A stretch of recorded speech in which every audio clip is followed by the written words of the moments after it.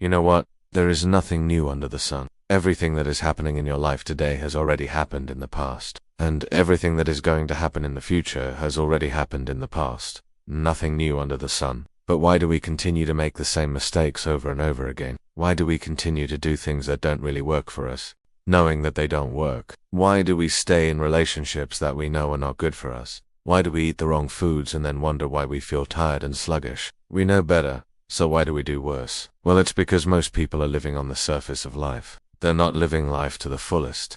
They're just going through the motions. So many people go through life like zombies.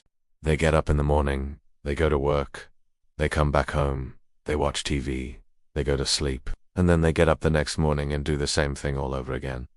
Living like a zombie, living on the surface of life. If you want to understand why so many people are living like this, you have to understand that most people are disconnected from their spirit. You see, when you are connected to your spirit, to your higher self, to your soul, call it what you will, you have access to infinite wisdom, infinite knowledge. But most people are not connected to their spirit. They've been taught to be ashamed of their spirituality, to deny their spirituality, to reject their spirituality. They've been taught that spirituality is something that's mystical and magical, and it has nothing to do with their everyday lives. But the truth is that spirituality is everything. It's not something that's over there in some mystical, magical place. It's here in this room with you right now. It's within you. When you are connected to your spirit, you have access to infinite wisdom, infinite knowledge. You can tap into the wisdom of the ages, the knowledge of your higher self, of your soul. But most people don't.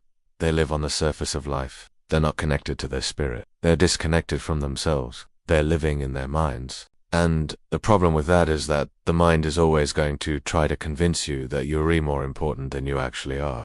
The mind will always try to convince you that you're more powerful than you actually are. And when you believe those lies, you end up doing things that are not in your highest good. You do things that are not in the highest good of your life. You make decisions based on what your mind tells you, and the mind is always going to try to convince you to do things that are not in your highest good. But when you are connected to your spirit, when you are living life from that place of wisdom, from that place of love, then you are making decisions that are in your highest good. You are taking actions that are in the highest good of your life. So how do you tap into that infinite source of wisdom and knowledge? How do you connect with your spirit? Well, it's very simple, but it's not easy.